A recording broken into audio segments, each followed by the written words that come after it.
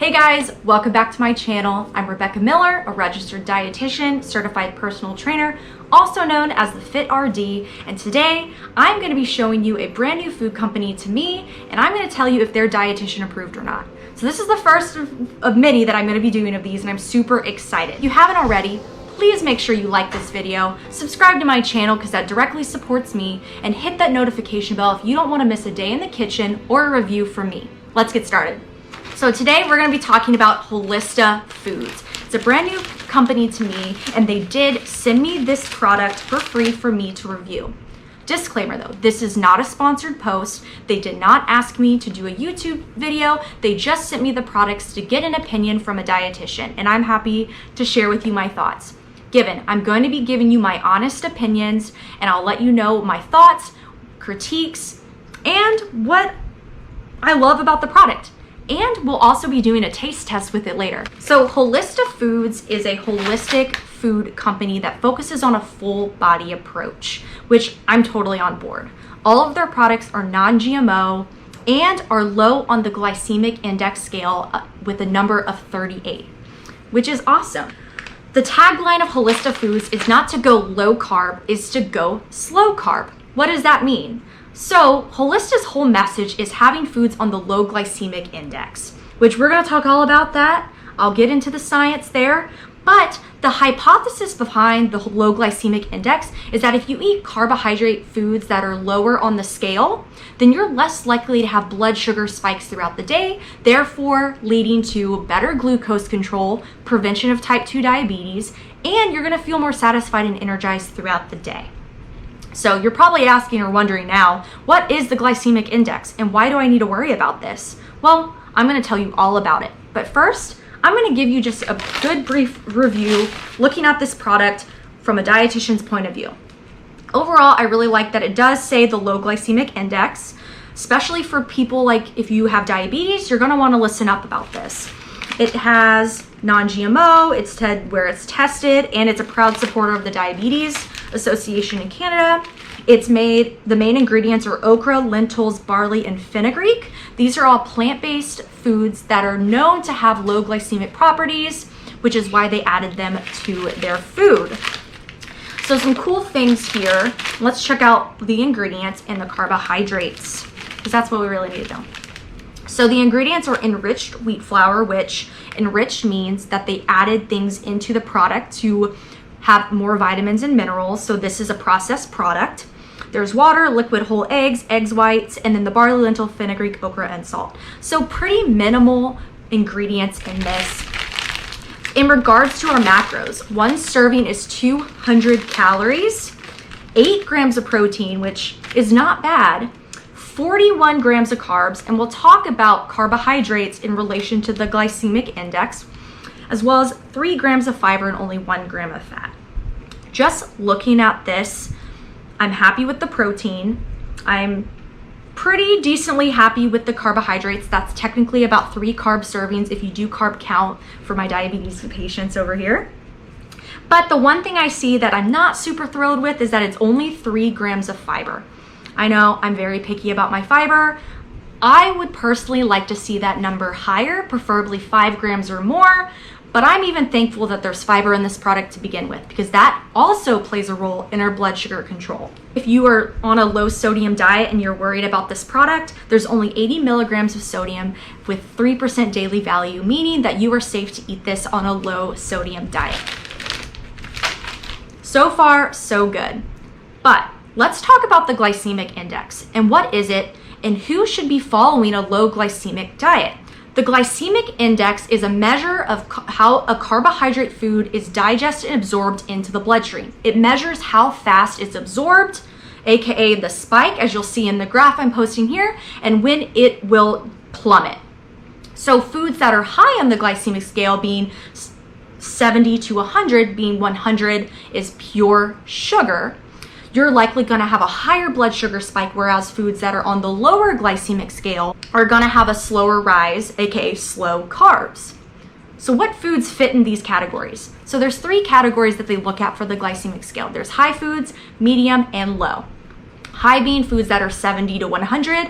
These foods are mostly gonna be your white pastas, some potatoes, your sweets, your candies, all of those traditional junk food carbs you would likely think about are gonna be on that high glycemic scale. Foods that fall in the medium range, being 59 to 69, are gonna be your raisins, some tropical fruits, and some other fruits in there. And the foods on the low glycemic scale, being under 55, are going to be your legumes, your high fiber carbohydrates, this pasta, Holista brand pasta, seeds, nuts, things like that that fall on that lower scale. The philosophy behind the low glycemic diet is that if people who are struggling with blood sugar control or diabetes follow a lower glycemic diet, aka swapping your sweets, your white breads with lower glycemic carbohydrates, then you're less likely going to develop type 2 diabetes, or you're going to have better blood sugar control.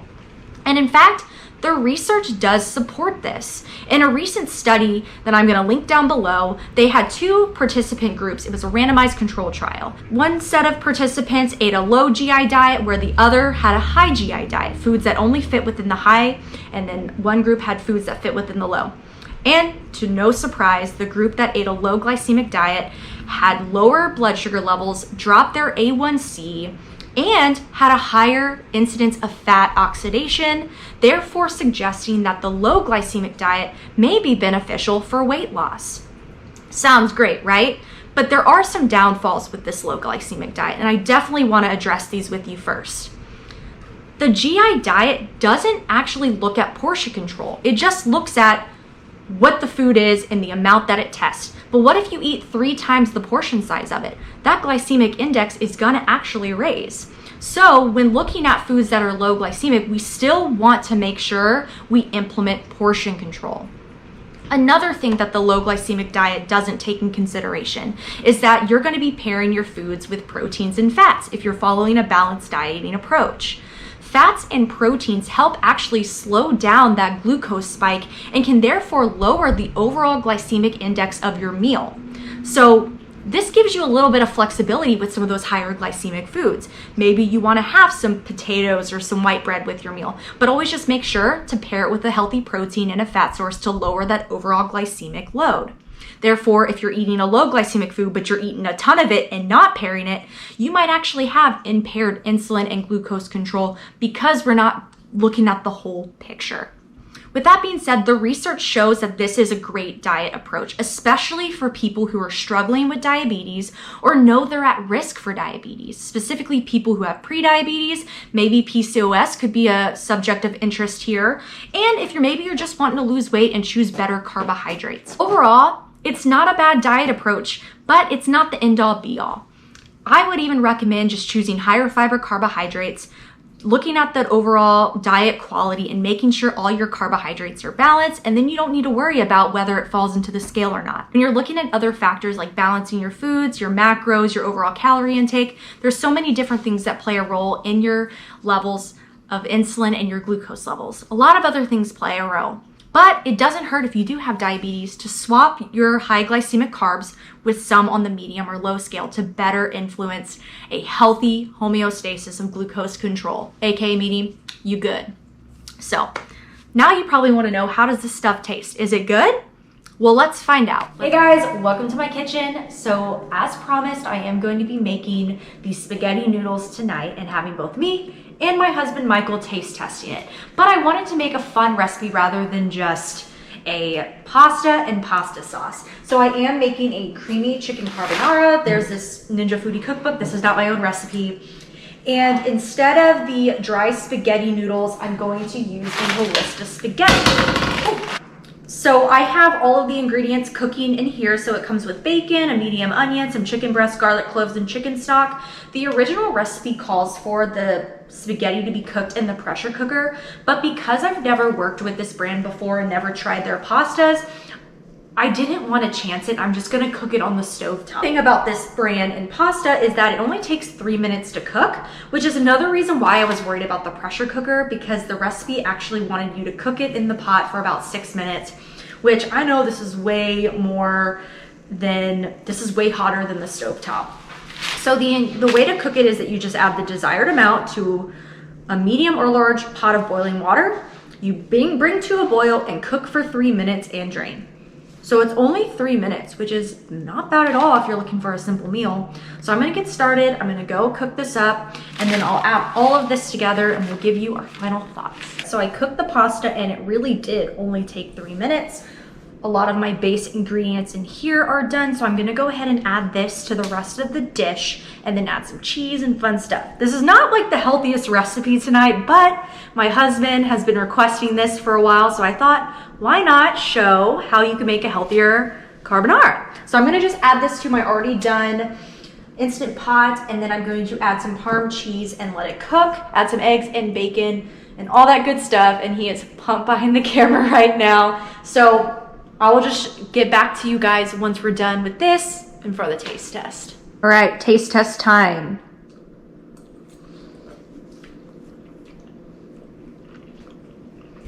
What do you think of the texture? Texture's good. Okay. It tastes just like regular pasta? Spaghetti, yeah. Is it not spaghetti? Is it not regular pasta? It's Holista. Oh, let me try.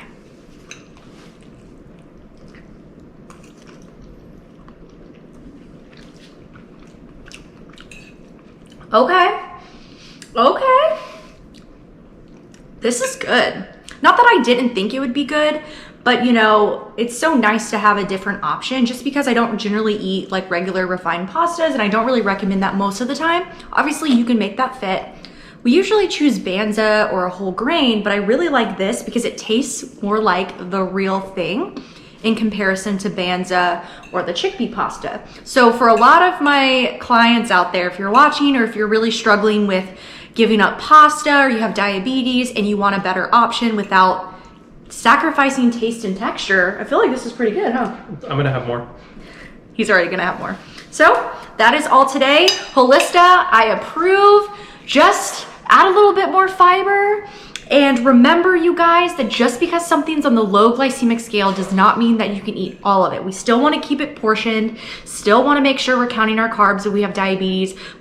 This is an awesome product to help you transition into maybe choosing lower glycemic foods, as well as still enjoying the foods you eat. So I'm going to get into this. Thank you for joining. And if you're interested in hearing more about other food products, let me know in the comments below. See you next time.